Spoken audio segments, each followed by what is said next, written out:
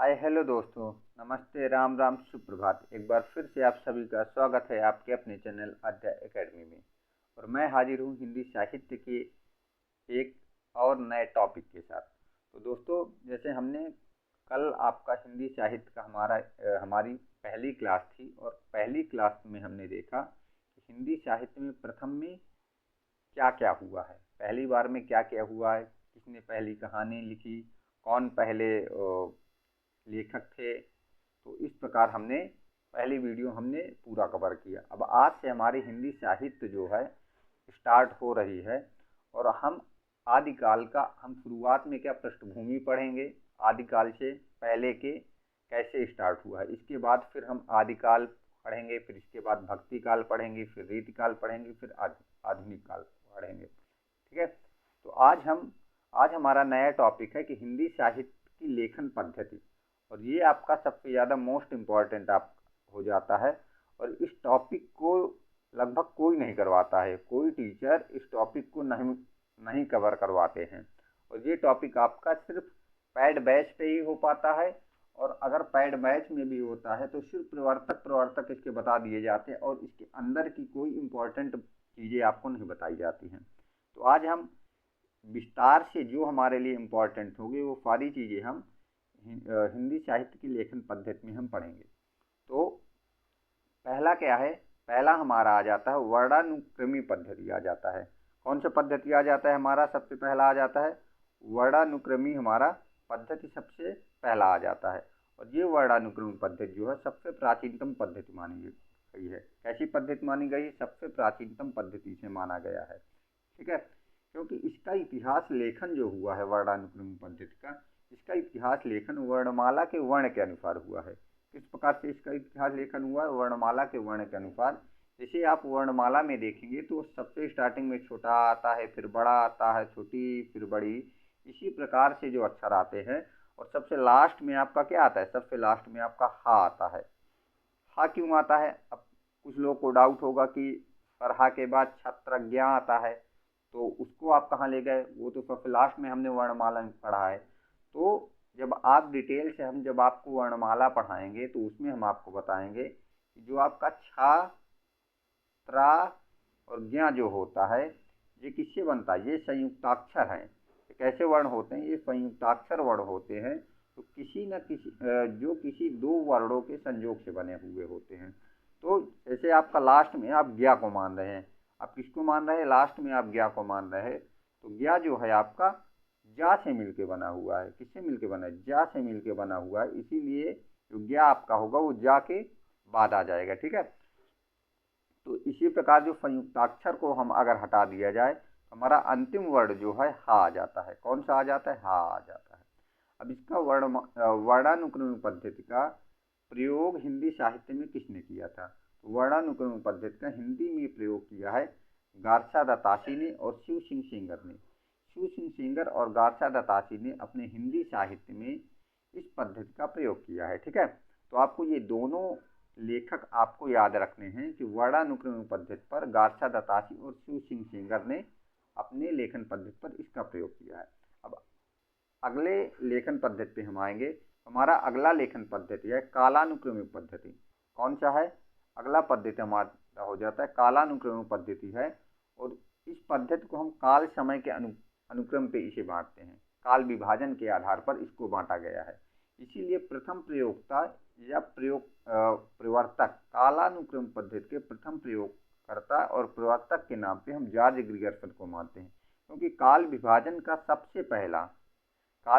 सबसे पहले जिन्होंने किया है वो कौन थे? जॉर्ज ग्रियर्सन ने ही सबसे पहले काल विभाजन किया है। ठीक है।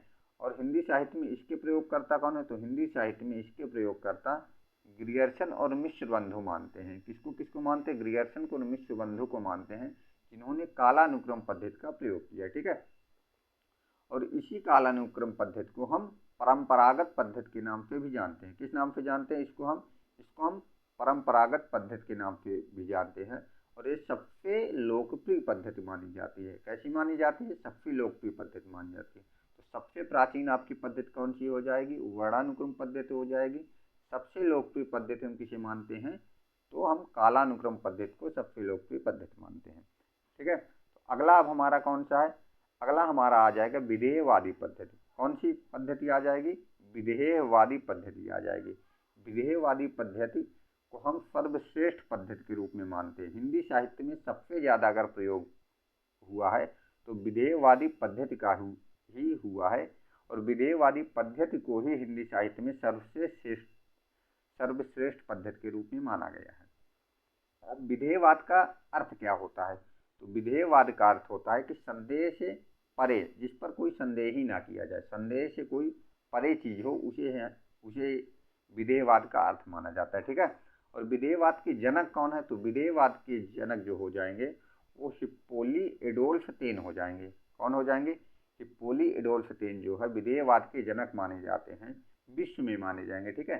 सबसे पहले विधेयवाद का प्रयोग किसने किया था, तो सबसे प्रथम विधेयवाद का प्रयोग किया था हिप्पोली एडोल्फ टेन ने। किसने किया था, इसीलिए हिप्पोली एडोल्फ टेन को ही हम विधेयवाद का जनक मानते हैं। और हिंदी साहित्य में इसके जनक कौन माने जाते हैं, इन्होंने हिंदी साहित्य में इसका प्रयोग किया है, तो हिंदी साहित्य में विधेयवाद का प्रयोग आचार्य रामचंद्र शुक्ल ने किया है। इसीलिए हिंदी साहित्य में विधेयवाद के जनक कौन माने जाते हैं, तो आचार्य रामचंद्र शुक्ल को हम मानते हैं। ठीक है।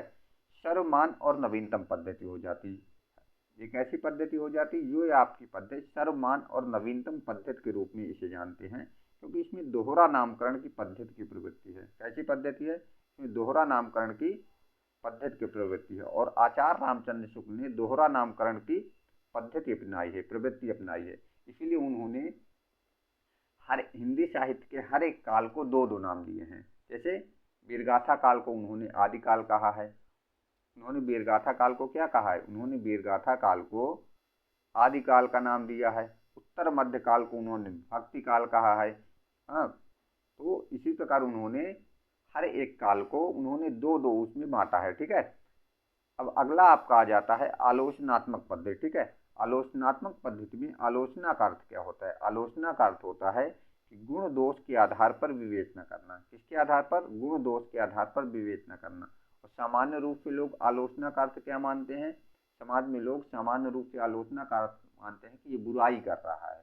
ठीक है, बुराई करना मानता है, लेकिन सही में इसका अर्थ होता है कि जब हम गुण और दोष के आधार पर उसके गुणों को भी देख रहे हैं और उसके दोषों को भी देख रहे हैं, इन दोनों को देख करके जब हम उसकी विवेचना करते हैं तो उसी को हम क्या कहते हैं, आलोचना कहते हैं। क्या कहते हैं, आलोचना। और हिंदी साहित्य में इस आलोचनात्मक पद्धति का प्रयोग किया है डॉक्टर राम कुमार वर्मा ने।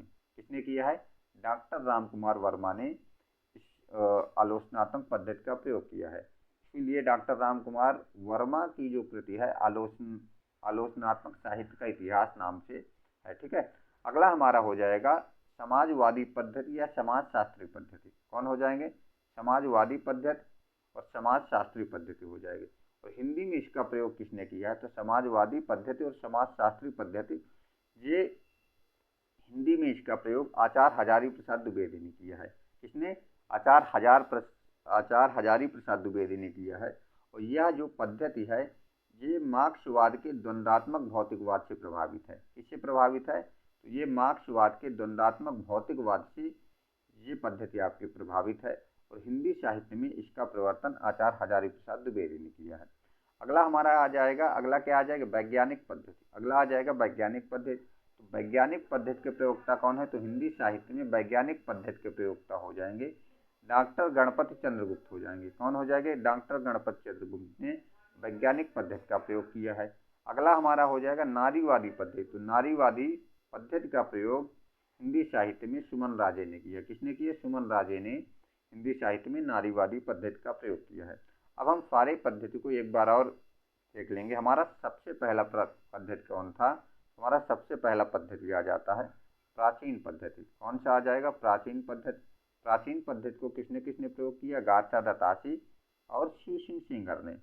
फिर हमारा कौन आ जाएगा, वर्णानुक्रमिक पद्धति आ जाएगा। कौन सा आ जाएगा, वर्णानुक्रमिक पद्धति आ जाएगा। वर्णानुक्रमिक पद्धति को ग्रियर्सन और मिश्र बंधुओं ने इसका प्रयोग किया। फिर और वर्णानुक्रमिक पद्धति को ही परंपरागत पद्धति के नाम से भी जाना जाता है। अगला हमारा क्या आ जाएगा, अगला आ जाएगा विधेयवादी पद्धति। कौन सी आ जाएगी, अगला हमारा आ जाएगा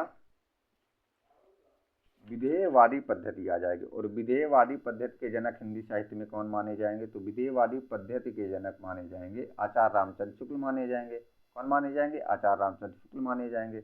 अगला हमारा पद्धति आ जाएगा फिर आलोचनात्मक पद्धति। कौन सी पद्धति आ जाएगी? आलोचनात्मक पद्धति आ जाएगी। आलोचनात्मक पद्धति के कौन हो जाएंगे? आचार्य और राम कुमार वर्मा। कौन हो जाएंगे? डॉक्टर राम कुमार वर्मा आलोचनात्मक पद्धति के हो जाएंगे। ठीक है। अगला हमारा पद्धति आ जाएगा समाजवादी पद्धति। कौन सी पद्धति आ जाएगा? समाजवादी पद्धति। और समाजवादी पद्धति के कौन हो जाएंगे? आचार्य हजारी प्रसाद द्विवेदी हो जाएंगे। कौन हो जाएंगे? आचार्य हजारी प्रसाद द्विवेदी हो जाएंगे। और अगला हमारा कौन सा हो जाएगा? अगला हमारा वैज्ञानिक पद्धति आ जाएगा। कौन सा पद्धति? वैज्ञानिक पद्धति। और वैज्ञानिक पद्धति का प्रयोग किसने किया है? वैज्ञानिक पद्धति का प्रयोग हिंदी साहित्य में डॉक्टर गणपति चंद्र गुप्त ने किया है। किसने किया है? डॉक्टर गणपति चंद्र गुप्त ने वैज्ञानिक पद्धति का प्रयोग किया है।